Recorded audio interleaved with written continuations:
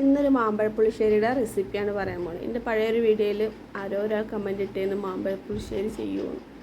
അപ്പം എന്തിന് പഴുത്ത മാങ്ങയാണ്, അതിൻ്റെ തൊലി കളഞ്ഞെടുത്തിട്ട് ആവശ്യത്തിനുള്ള വെള്ളത്തിലേക്ക് ഒരു ശർക്കര ഇട്ട് കൊടുക്കുക. പിന്നെ പച്ചമുളകാണ്, ഒന്ന് കളർഫുൾ ആയിക്കോട്ടെ വെച്ചിട്ട് 2 പഴുത്ത മുളക് കൂടി ഇട്ടത് കേട്ടോ.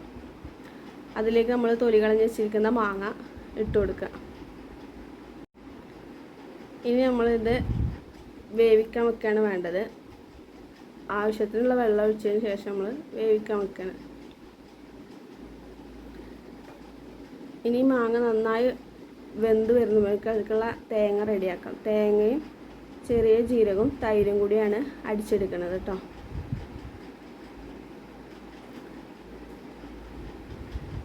മാങ്ങ നന്നായി വെന്തതിന് ശേഷം നമ്മൾ അതിലേക്ക് മഞ്ഞൾപ്പൊടി 1/2 ടീസ്പൂണ്, മുളക് പൊടി 1/4 ടീസ്പൂണ്, ഉപ്പും ആവശ്യത്തിന് ഇട്ടിട്ട് ഇളക്കതിലേക്ക് അരച്ച ഈ തേങ്ങയുടെ അരപ്പ് ഇട്ട് കൊടുക്കുക.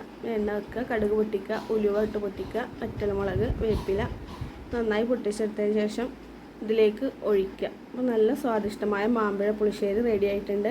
എൻ്റെ ചാനലൊന്ന് സബ്സ്ക്രൈബ് ചെയ്യുക, വീഡിയോ ഇഷ്ടമായി ലൈക്ക് ചെയ്യുക. ഓക്കെ.